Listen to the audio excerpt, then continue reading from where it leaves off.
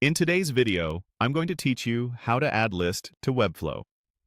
We'll start right inside your Webflow designer and finish by publishing so you can see the result live. First, open your project and head to the designer canvas.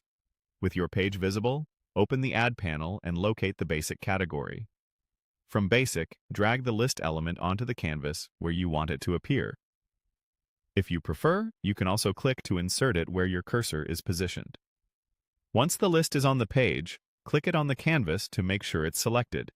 You'll see it highlighted so you know you're editing the right element. With the list selected, look to the right-hand side and open the list settings.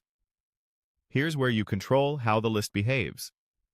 Under Type, you can switch between unordered and ordered. Unordered gives you the classic bulleted list, while ordered numbers each item for steps or rankings. Try unordered first, then switch to ordered so you can see the difference in real time. Below that, you'll find options to show or hide markers. Choose no bullets if you want a clean list without markers, then toggle back to bullets to restore them. This is great when you want the structure of a list for spacing and semantics, but don't want the visual dots.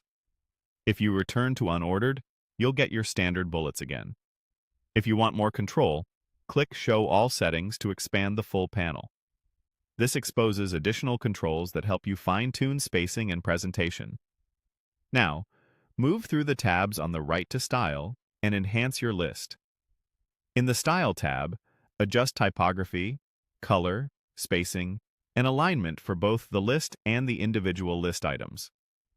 In the Settings tab, confirm any component-level options you need for your layout.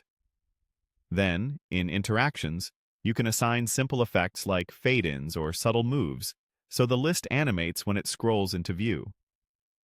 Keep it light so it supports readability. Once you're happy with how everything looks and behaves, it's time to make it live.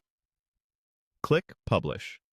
Webflow will push your changes to your selected domain so you can review the list in a real browser environment. That's it. You added a list, configured its type and bullets, explored its settings, reviewed style, settings, and interactions, and published your changes. Thanks for watching.